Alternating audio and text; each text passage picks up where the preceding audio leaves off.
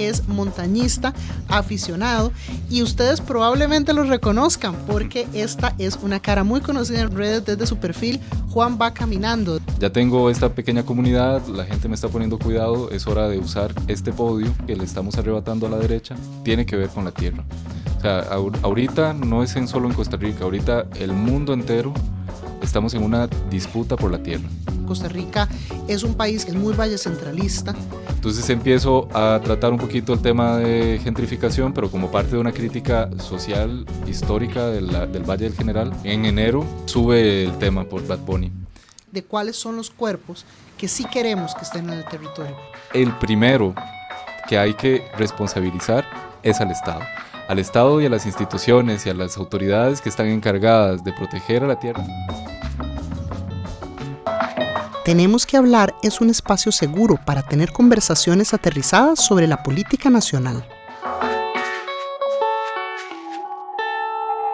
Buscamos traducir el contexto político y sumarlo a experiencias cotidianas, que nos permita reflexionar y nos anime a tomar acción desde el metro cuadrado que habitamos en este planeta.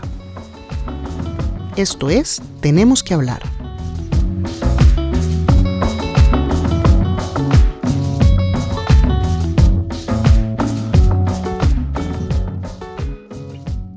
Hola, muchas gracias por acompañarnos en este nuevo capítulo de Tenemos que hablar. Soy Maggie Salas, su anfitriona, y hoy vamos a estar conversando sobre temas de cuerpo, territorio y ruralidad en Costa Rica.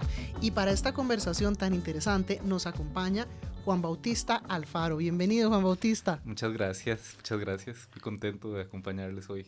Muchas gracias por estar por acá. Juan Bautista es montañista, aficionado, y ustedes probablemente lo reconozcan porque esta es una cara muy conocida en redes desde su perfil, Juan va caminando, del cual conversa sobre temas de la ruralidad costarricense y de la experiencia y de conservación de naturaleza, así como algunas denuncias.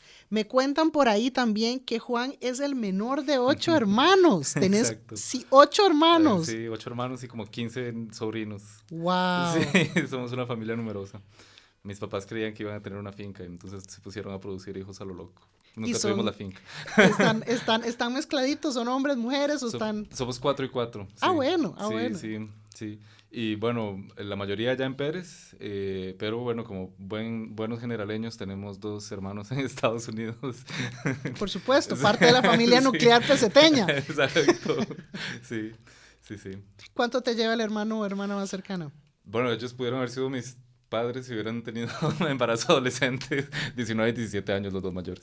Bueno, sí. Sí, de hecho a mami chiquitillo nos pasaba que andábamos en la calle y se topaba mami con alguien que tal vez no veía desde hace mucho tiempo y le decían como, mira, ya es tu nieto. Y mami, ¿cómo? Yo todavía puedo, decía. Sí, pero sí, claro. Ya mis hermanos tenían suficiente edad como para procrear. Por dicha no. Y dicen las historias también que sos poeta. Bueno, sí, ahí vamos. No poeta con mayúscula, pero me gusta escribir y sentir. Y ahí escribiendo siento, pero no sé si me puedo llamar poeta. Está bien, te gustan las letras, está muy bien. Sí. ¿Cómo empezaste vos el tema de producir contenido para redes? Mira, yo empecé a hacer videitos porque empecé a hacer mucho senderismo en algún momento del 2020 para acá. Y entonces tenía muchos videitos haciendo senderismo en la montaña y quería ver cómo los empezaba a posicionar sobre todo empecé a conocer TikTok porque nunca le había querido echar ganas.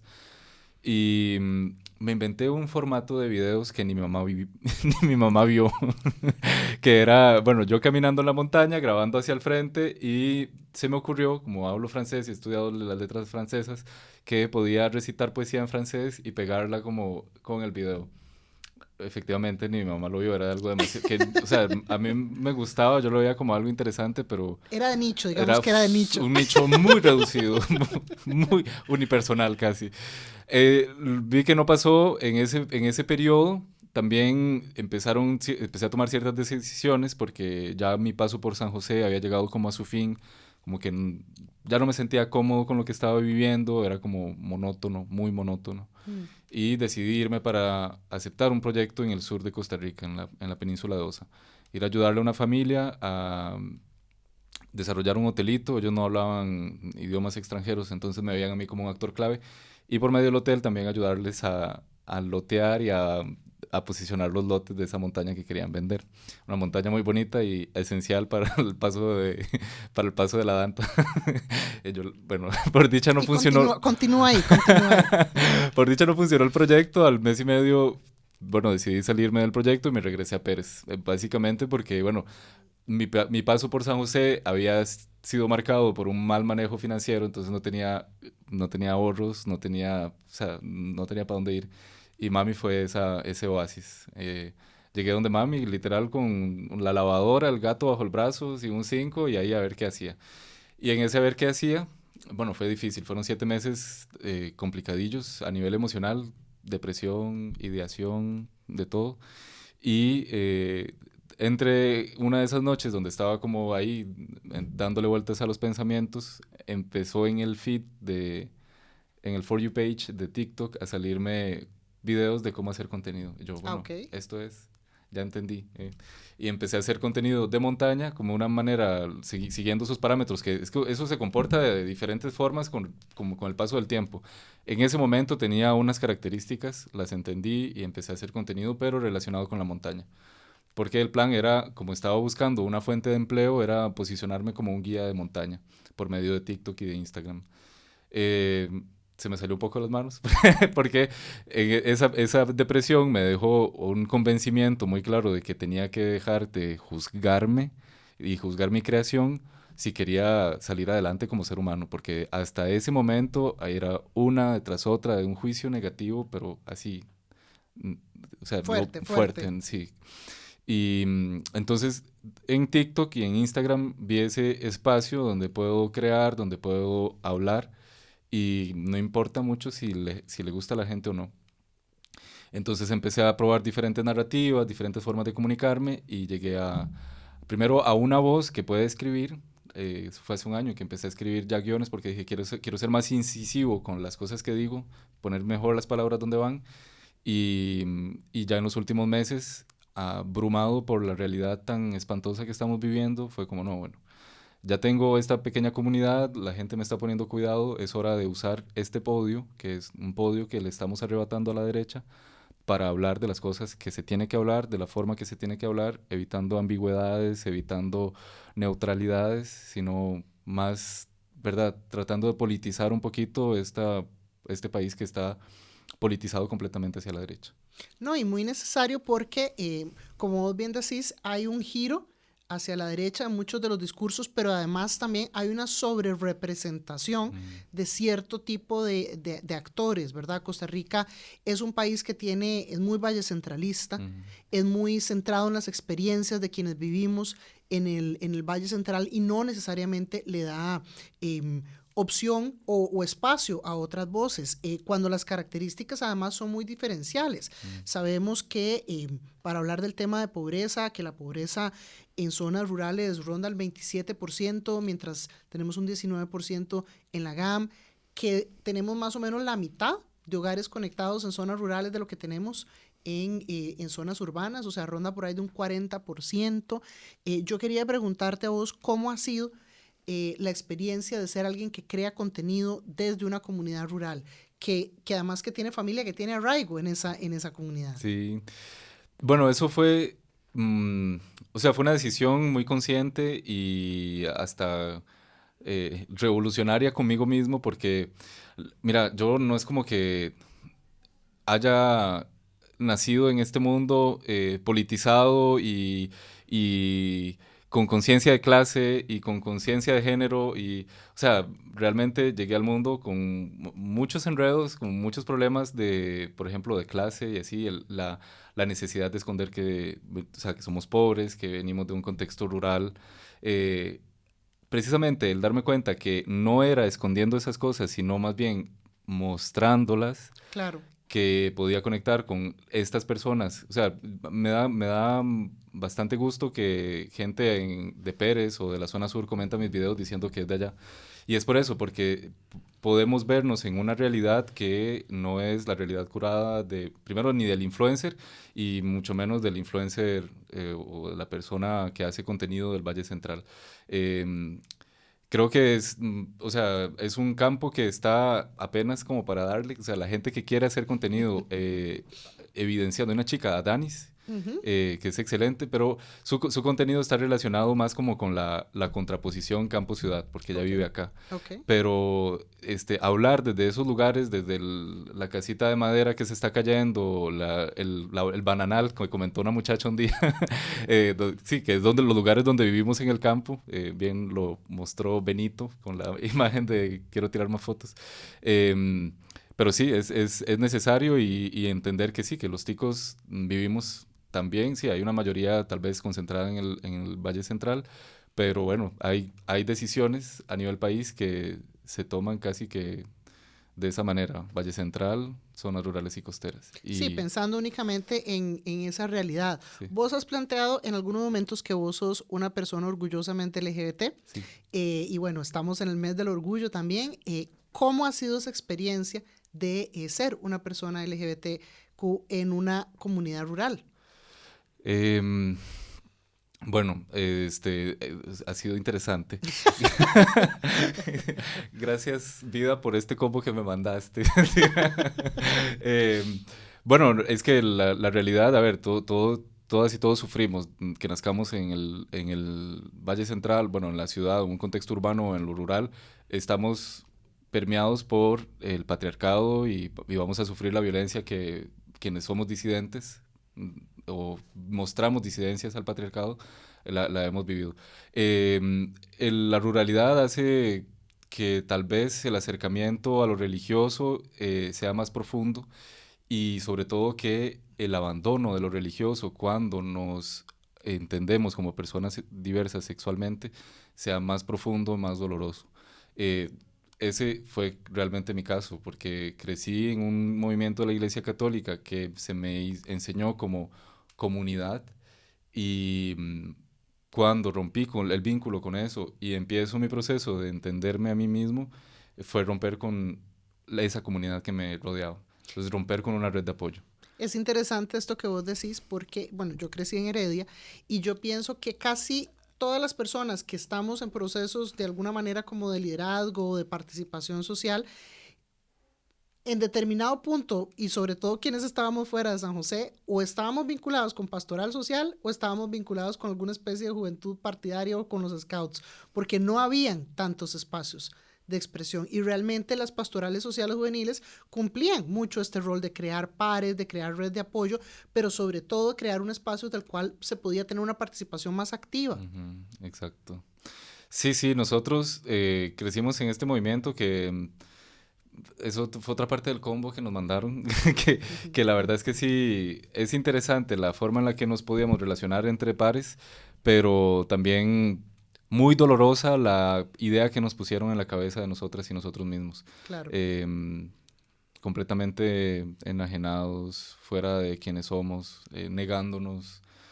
De hecho, yo creo que digamos, mi devenir espiritual eh, y todo lo que eso toca, digamos, en nuestras vidas, ha sido uno de los grandes muros que más me costó o me ha costado, eh, no sé si derribar, pero en todo caso pasar.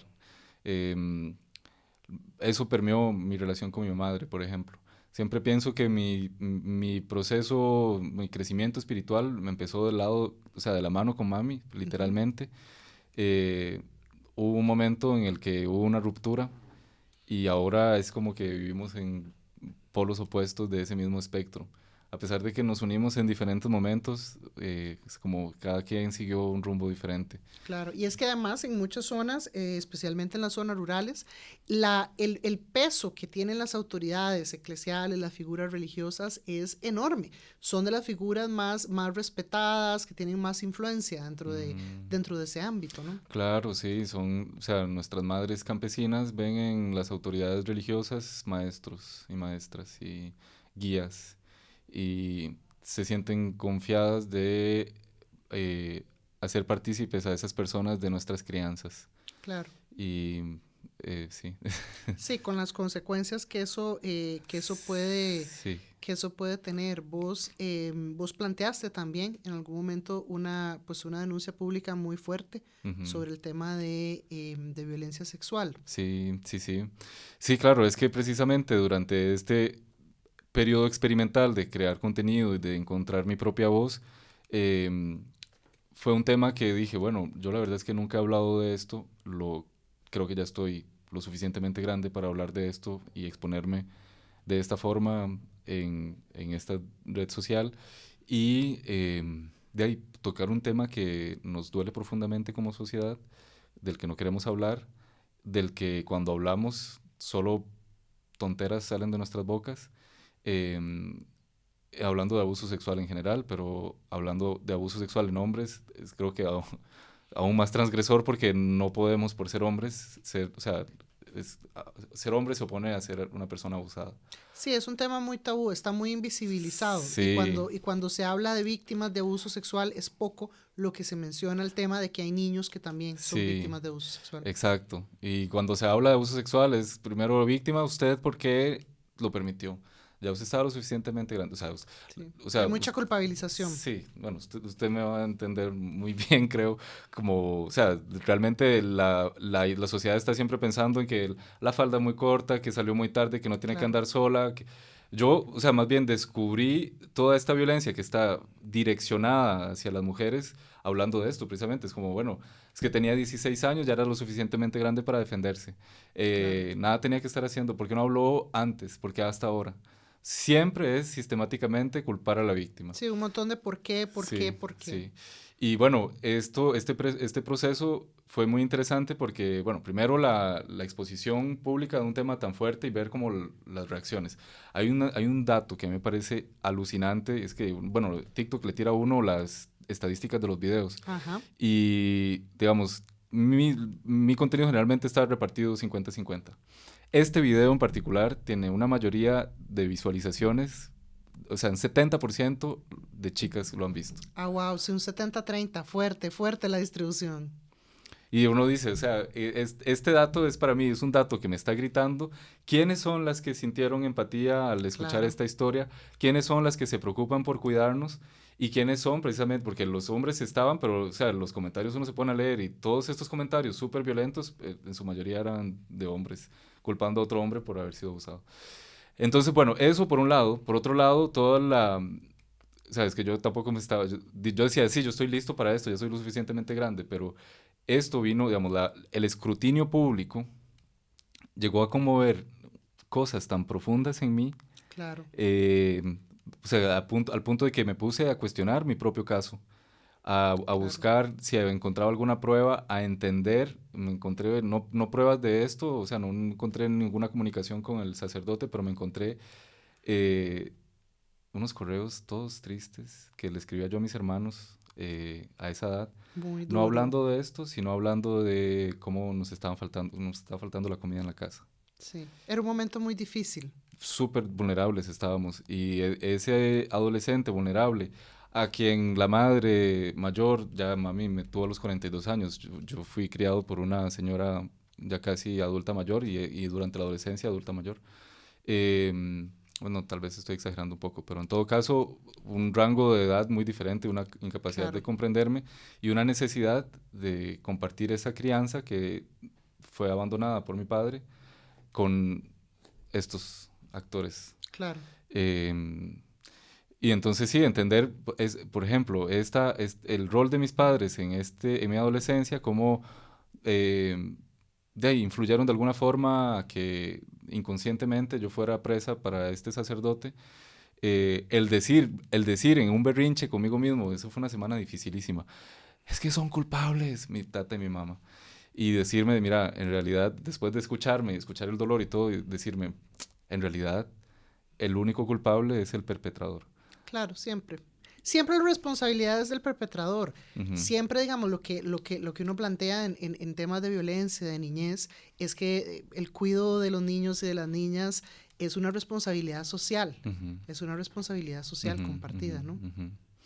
Sí, y bueno, entonces a ver cómo redefino a mis padres en mi relación personal. Pero bueno, más allá de lo personal, también la primera denuncia, porque yo ese video lo posteé 2 veces, la primera vez en julio, hace un año, precisamente el día de la Marcha de la Diversidad, Mm, y lo volví a publicar este enero, y fue este enero donde me revolcó. Pero en julio, julio, cuando lo publiqué, empezaron a escribirme otras personas víctimas. claro, Y fue ahí donde dije, ok, creo que estamos frente a una cosa que es más grande de mi experiencia personal que mi sí, experiencia personal, y donde lastimosamente o sea, llegué a entender por medio de ese video que hay personas que ya no están con nosotros sí, por este tipo. sí. Entonces nace la necesidad también ya de ver cómo podemos cuidarnos y cuidar a la comunidad, sobre todo a esta niñez, a esta infancia que sigue teniendo padres que relegan la educación a la iglesia, eh, familias muy pobres o ninguna educación sexual, un contexto social donde no tenemos programas de educación sexual que el gobierno los quitó. Entonces, sí, ver cómo podemos crear ese tejido para proteger y que nuestras infancias tengan un devenir un poquito menos doloroso. Claro, es muy duro porque casi siempre cuando encontramos estos casos de violencia sexual, rara vez la víctima es una sola, ¿verdad? Porque es un comportamiento depredador. Ujú, Y este comportamiento depredador quiere decir que al igual que esta persona cae sobre vos explotando la vulnerabilidad de un contexto, cae sobre otras personas. ujú, Y en un entorno donde la autoridad de esa persona es una autoridad muy fuerte. ujú. Y bueno, vos lo has planteado además en varios de los videos también, una ausencia estatal, Sí, una ausencia estatal muy fuerte, donde no tenés entidades que te lleguen ahí, de repente un PANI, de repente, ¿verdad? Una protección que tendría que estar ocurriendo y además con pocos elementos, porque claro. si las pocas palabras que tenemos para palabrar esto, que nos podrían llegar en la escuela o en el colegio de la mano de alguna profesora o profesor que nos ayude con temas de educación para la sexualidad y etcétera. Si hasta eso lo eliminan, entonces, ¿qué alternativas Ujú, terminan teniendo estos niños o niñas? ujú, ujú.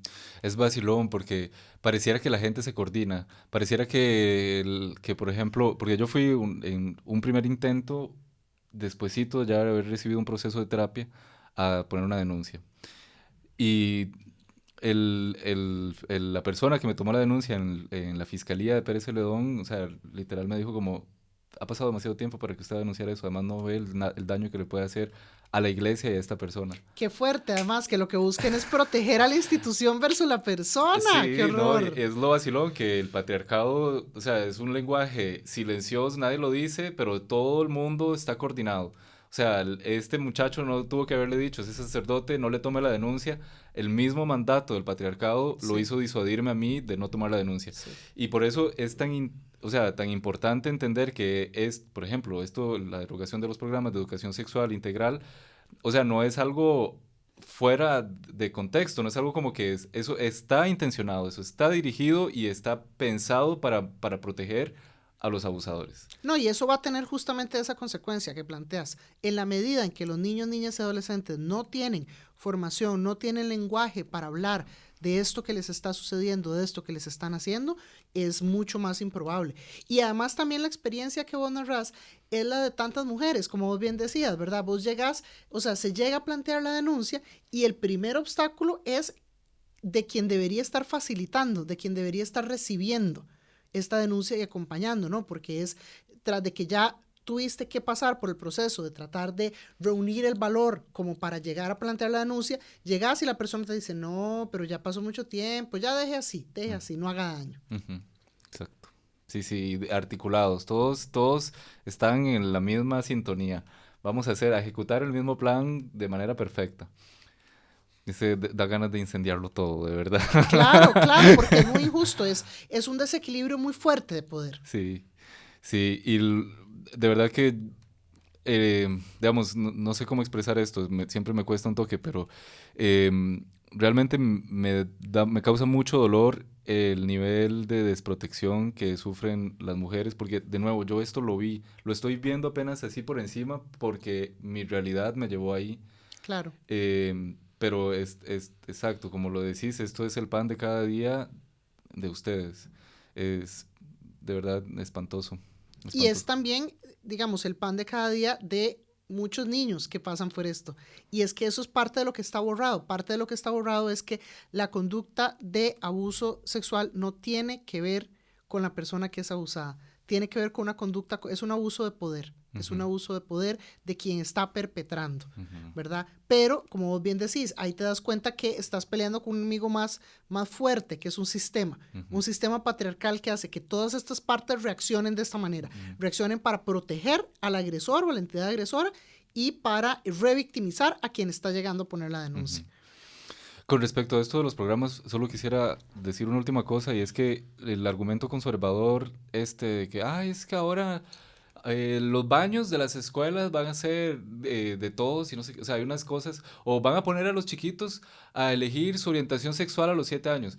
Y uno, o sea, realmente aquí estamos, o sea, el campo de batalla es otra cosa. No tiene nada que ver con confundir a nadie ni con imponer alguna orientación sexual, es con otorgarle herramientas a las infancias para que se sepan defender y crear redes de apoyo para que cuando quieran hablar tengan quien los escuche y las Claro, escuche. porque además parte de lo que ocurre y que a veces nos cuesta dimensionar es entre más pequeño sea la ubicación de la que estamos hablando, más probable es que esa persona que reciba la denuncia conozca a la persona que es su agresor. ¿Verdad? Porque estamos hablando de un entorno pequeñito Ujú. en el cual no hay mucha distancia entre los representantes del Estado y el sacerdote o la maestra de la escuela o el profesor de educación física o sus propios papás. Sí, la última que me dijeron a mí, bueno, yo puse la denuncia, finalmente el año pasado en la Fiscalía de Pérez Celedón fui a dejar una prueba que me pidieron como 22 días después y me doy cuenta de que mi denuncia había sido llevada a otra fiscalía porque el sacerdote acusado había venido a dar una bendición a esta fiscalía. No, de terror. Sí, sí, o sea, mal por todo lado, pero precisamente en un pueblito donde el padre pudo haber venido a bendecir, entonces ya ahora esto es causal para que hagamos el proceso más largo y difícil para las víctimas. Sí, por supuesto. No, es que esta es la historia de todos los días. Yo recuerdo alguna vez estábamos haciendo un proceso en Ostional de Guanacaste y parte de lo que nos decían los adolescentes de la comunidad era, pero es que ¿cómo quiere usted que yo vaya a comprar condones si quien atiende la farmacia es mi tía? Ujú, ¿Verdad? Es como este nivel de cercanía que no permite ningún tipo de distancia, ujú. ningún tipo de Anonimato. anonimato ni de intimidad. Ujú. El anonimato es muy difícil en una Sí, comunidad pequeña. sí, totalmente. Y Ujú, eso hace que temas de sexualidad, de diversidad también se vuelvan complejos porque no hay espacios, no hay referentes y entonces se corren muy rápido los ujú. rumores, ¿no? Sí, lo cual justifica también por qué queremos salir de estos contextos apenas podamos. Eso aunado con la imposibilidad de ofrecer alternativas laborales, por ejemplo, en las zonas rurales. Pero más allá de lo laboral y de mi desarrollo personal, o sea, yo quería salir de Pérez Celedón, venir a estudiar a la UCR para desvincularme completamente de este contexto familiar religioso. Claro. Ujú, Y vos planteabas ahora que, bueno, vos fuiste progresivamente politizándote, ¿no? Politizando más el contenido tuyo, pensando en la necesidad de utilizar esta plataforma de comunicación. Vos has venido planteando también una serie de denuncias socioambientales, ujú. de conflictos sociales que tienen que ver con el ambiente y con la naturaleza del entorno tuyo. Sí, sí, sí, es que, a ver, la realidad de las comunidades rurales y costeras, sobre todo, bueno, en estas zonas que son muy lindas, como toda la parte baja de la cordillera de Talamanca, la zona del Parque Nacional Marino Ballena y todo, eso fue una de las primeras realidades que me saltó a los ojos, precisamente por la afluencia de gente, o sea, y por el, o sea, la muestra de gente que me encontré cuando regresé a Pérez Celedón en la Feria del Agricultor. Ajá. El jueves a las 10, en las primeras horas, sobre todo, porque es donde hay más productos, donde está todo. O sea, me asombró. Siempre ha habido personas blancas extranjeras Ujú. del norte global en Pérez Celedón, pero la presencia y la mayoría fue muy loco. Y después empezar a reconocer de nuevo el territorio a reconocer, por ejemplo, la zona de Ubita de Osa, todas estas montañas de la fila brunqueña y la cuenca del río Chirripó Pacífico, cómo está vendida a extranjeros, fue alarmante para mí y entonces empecé a verlo como una lectura más, o sea, como un efecto más del abandono que sufrimos en Costa Rica desde los 80s en el agro, en todo el sector productivo agrario. Claro. Entonces, en eso digo, bueno, es que hay que hablar de este problema que estamos viendo muy fuerte de gentrificación. Hay que hablar también de las razones que nos han llevado ahí, cómo es que hay un modelo productivo que no quiere que produzcamos la tierra y esta ausencia de presencia en la tierra es lo que nos está causando la idea de que podemos vender. Entonces empiezo a tratar un poquito el tema de gentrificación, pero como parte de una crítica social histórica del Valle del General. Sí, más amplio. Ajá. Y en enero sube el tema por Bad Bunny. Y entonces, sí, obviamente, la gente que se enoja con que uno aproveche los trends, o sea, para eso estamos ahí. Eso es lo que estamos haciendo. Esas son las reglas del juego. Sí, sí, obviamente, si Bad Bunny hizo un álbum y le dio toda esta bulla, hay que aprovechar esa ola para hablar de las cosas que hay que hablar. Entonces sí, empecé de una forma un poco, ya no lo volvería a hacer, porque he entendido precisamente con el paso del tiempo que esto es un problema que va más allá de lo individual. Pero bueno, uno de mis primeros videillos que se hicieron como virales, poquito virales, digamos, tuvo que ver con esta crítica a este creador de contenido australiano que hacía contenido sobre cómo es ser australiano en Costa Rica. Ajá, claro. Ajá. Y el que la gente le tiraba por ser gentrificador desde hacía mucho tiempo y había hecho unos videos que uno decía, Dios mío, mejor no dijera nada.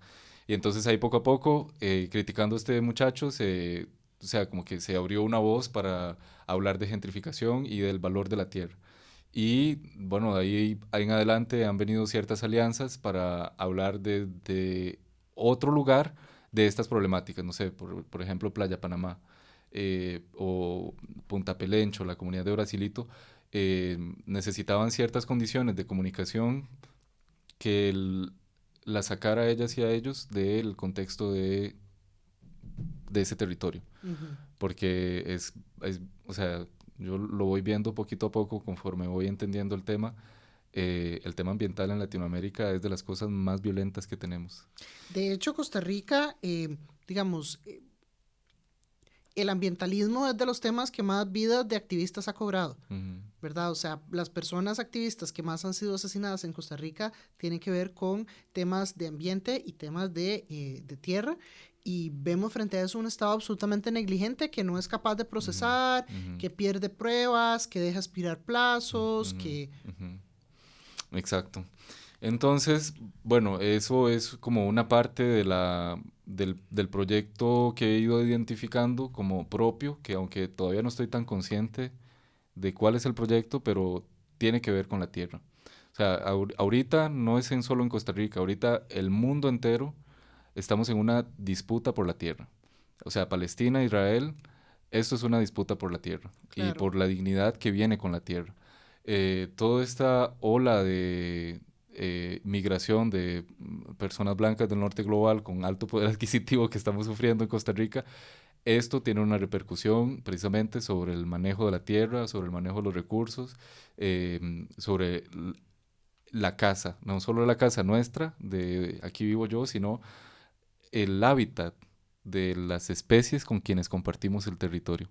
Entonces, bueno, hablar de Playa Panamá, hablar de Punta Pelencho, hablar de estos problemas que sufrimos en las zonas rurales y costeras donde se ha abandonado el agro y no hay otras formas de salir adelante, es hablar por la tierra y por quienes no están pudiendo expresarse ante el paso del bulldozer, ¿verdad? Que va tajadeando la montaña para hacer un desarrollo.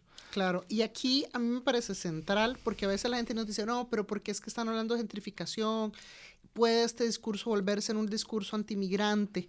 ¿Verdad? Y yo pienso que aquí la variable de clase es una variable fundamental. El tema del poder adquisitivo, el tema de la clase es fundamental, claro. Porque aquí lo que estamos teniendo es, como vos bien decías, la presencia y la sobrerepresentación y la expansión de sectores que tienen un alto poder adquisitivo y que están desplazando de su lugar de su lugar de vida, de su comunidad, a personas que tienen menos dinero y menos posibilidades que ellos. Y a mí me llamó mucho la atención cuando vos planteaste el tema, digamos, como dentro de la categoría general como territorio y cuerpo, porque sí, efectivamente hay una pregunta ahí de cuáles son los cuerpos que sí queremos que estén en el territorio y que no nos hacen bulla que estén en el territorio, y cuáles son los cuerpos que nos parece que pues obstaculizan, y mejor desplazarlos de ahí para darle un mejor uso más rentable a esa tierra, ¿no?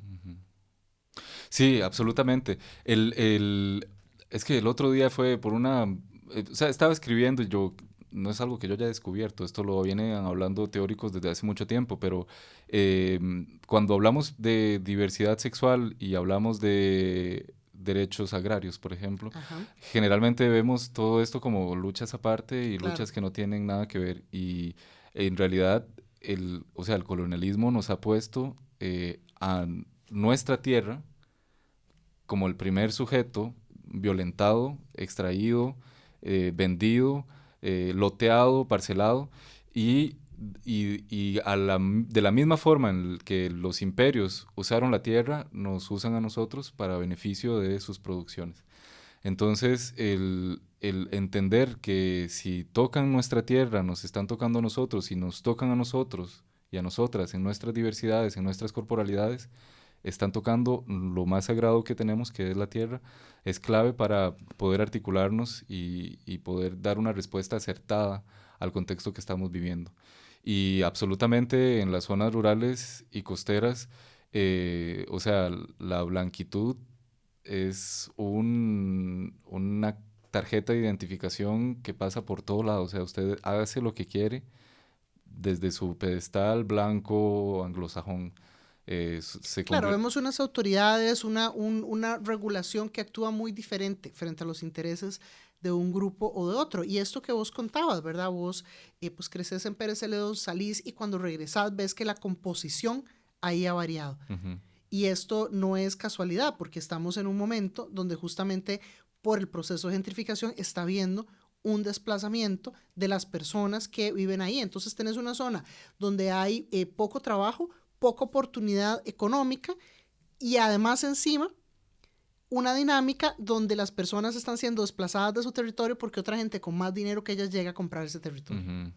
Y casi que de manera así facultativa, como nos vamos, vendemos nuestra tierra y nos quedamos aquí o a la parcita o nos vamos para Pérez, para el centro, pero bendito Dios que mandó a este gringo a comprarnos esa montaña porque en nadie daba un 5. Bueno, es que eso es otra cosa que te iba a preguntar. ¿Cómo ha reaccionado la gente en Pérez a las denuncias ambientales tuyas? Porque yo sé que también hay muchas personas que ven esto como un tema de no sea mal agradecido, si esto más bien nos está generando empleo. Sí, absolutamente. De hecho, la última vez que fui al gimnasio donde estaba entrenando, llegó un tipo a cuestionarme por los videos diciendo que yo ni siquiera sé, porque, bueno, un muchacho que es desarrollador topógrafo, se entiende dónde viene el comentario, me dice, es que usted ni sabe qué es un bosque, porque la legislación estipula que no sé cuántas hectáreas se necesitan para que sea un bosque.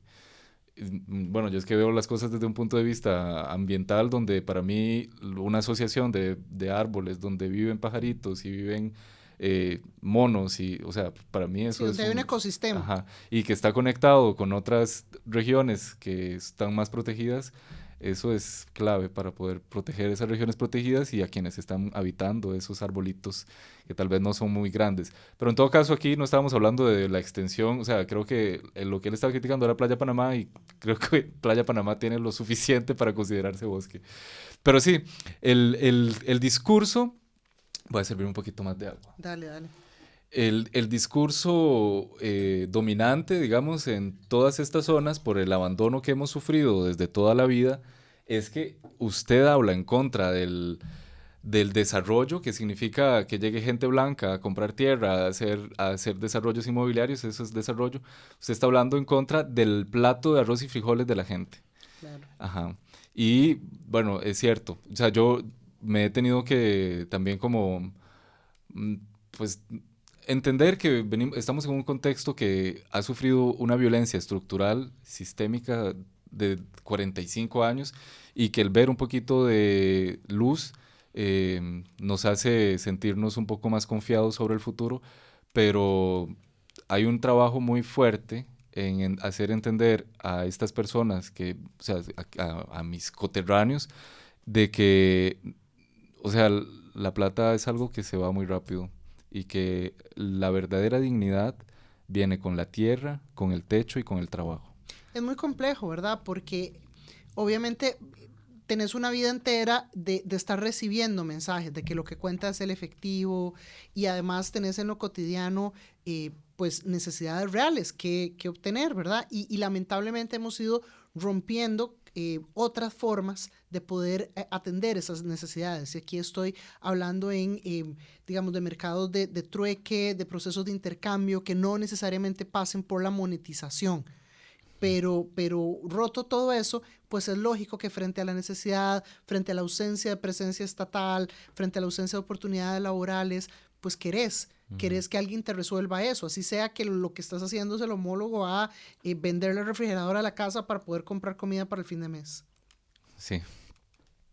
Sí, es gravísimo la situación. O sea, me ha costado entender de la mayoría de la gente, o sea, me parece que estamos del otro lado, de verdad que...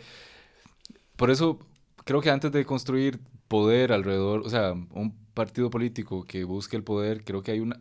O sea, no hay que hacerlo, no hay que dejarlo de lado, pero no puede ser el fin último de nuestros movimientos sociales.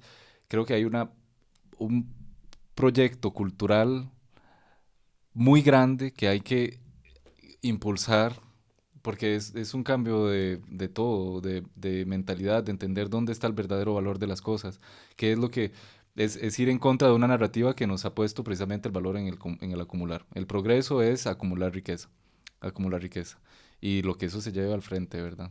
Bueno, las compañeras indígenas, feministas guatemaltecas siempre dicen que el primer territorio de lucha es el cuerpo, ¿verdad? Y que de ahí en adelante, pues la tierra, la comunidad, y hay como una noción en muchos de estos grupos planteando la tierra como algo colectivo, como el espacio donde habitamos, donde vivimos, que nos permite alimentarnos, que nos permite tener techo, no como algo que se tranza como si fueran monedas.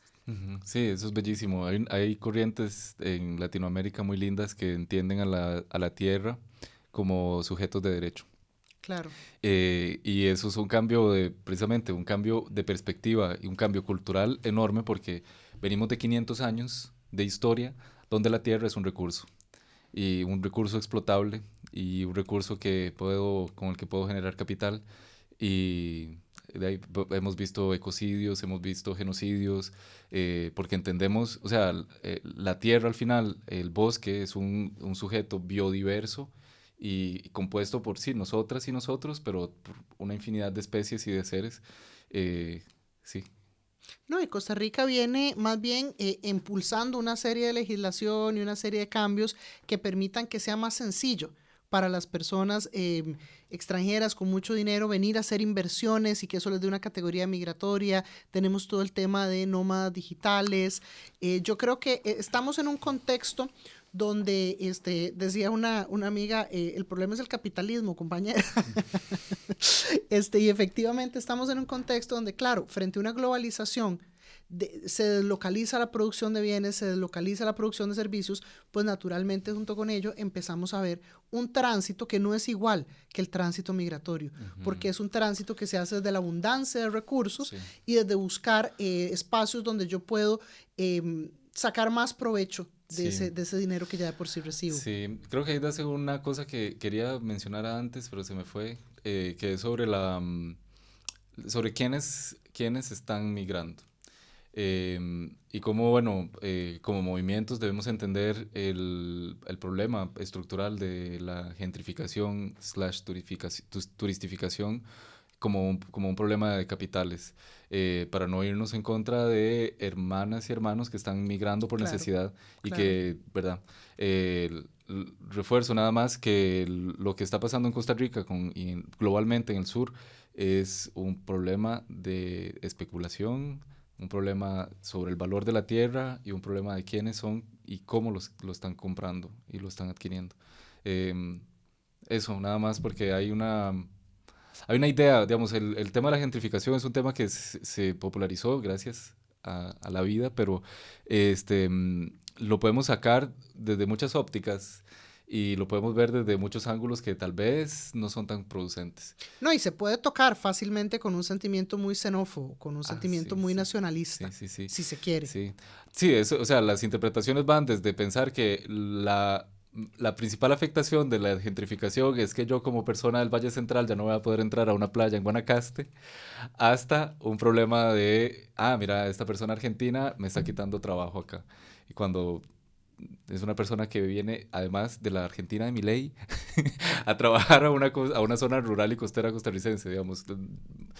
No estamos ahí, digamos, no es ahí, no es contra esa persona que es una persona trabajadora igual que uno, contra quien hay que irse. Casi que ni contra el gringo a quienes se le está permitiendo. En realidad, el primero que hay que responsabilizar es al Estado y a las instituciones y a las autoridades que están encargadas de proteger a la tierra, a Setena, por ejemplo. Claro. Las figuras que ya existen, que no están dando, que no están llevando, o sea, haciendo el trabajo que necesitan hacer, y bueno, ya después toda la legislación que nos falte. Pero el individuo, si no se trata el individuo a través de las dinámicas de capital, mm, no, o sea, no hagamos más daño a la clase trabajadora. Ya estamos bombardeados por todo lado, no podemos bombardearnos entre nosotras y nosotros mismos. Y este tema de la legislación que vos señalás, a mí me parece clave, porque estamos viendo una serie de conflictos socioambientales donde el problema no es que la legislación no proteja, es que no se cumple. Y ese no se cumple va muy de la mano de ese Estado que no está teniendo capacidad de tener presencia y de hacer valer la ley en todo el territorio nacional. No está teniendo capacidad o no está queriendo tenerla, ¿verdad? Voluntad. No, exacto, o sea, aquí vemos un tema de voluntad y lo vemos en el Caribe y lo vemos en el Pacífico Sur y lo vemos en muchas zonas donde no se quiere o el Estado se hace de la vista gorda, vuelve a ver para otro lado y no quiere realmente hacer valer la ley.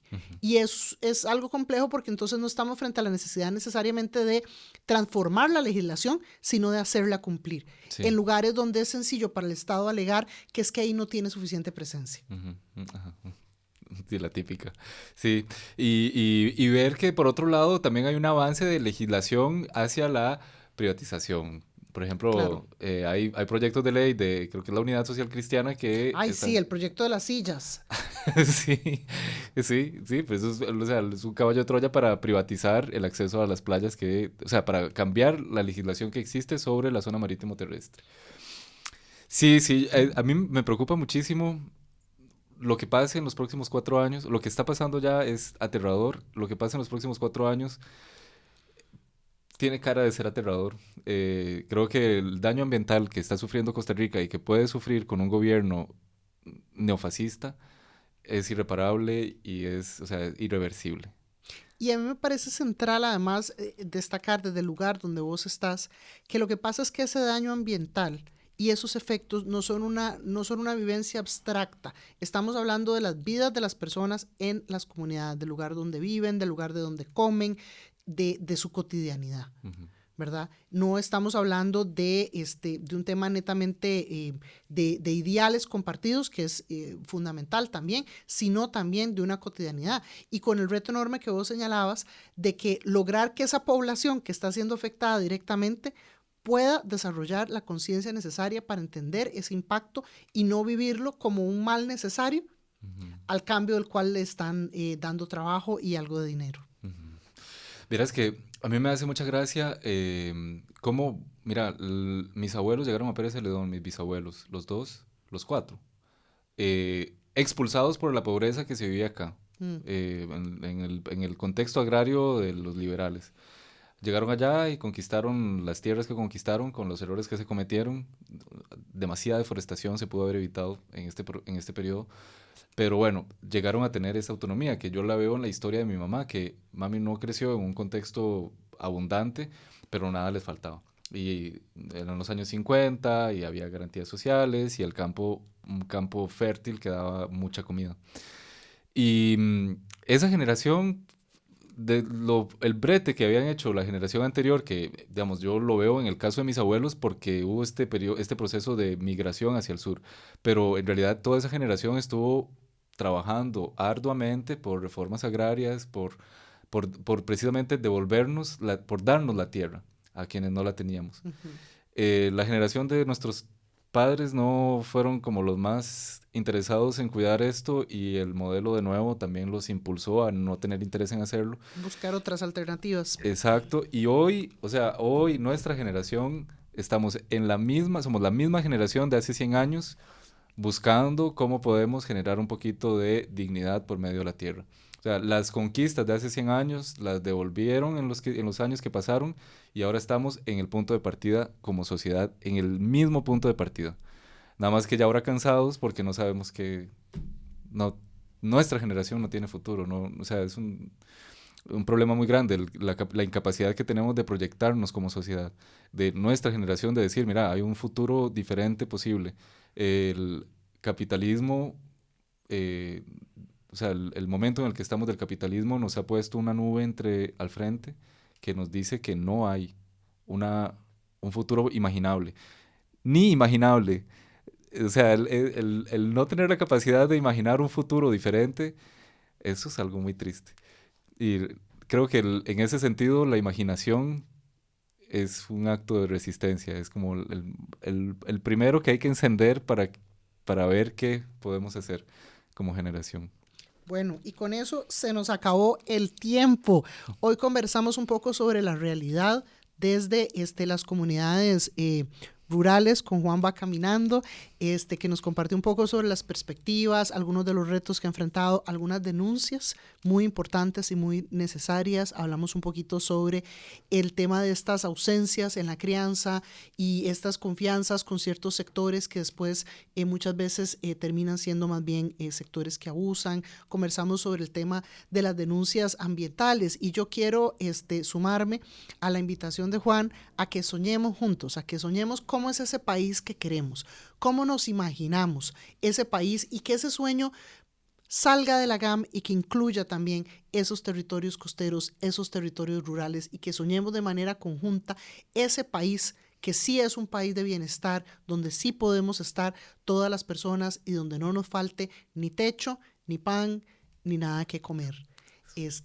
Soy Maggie Salas, su anfitriona de Tenemos que Hablar. Muchas gracias, acompáñenos el próximo capítulo.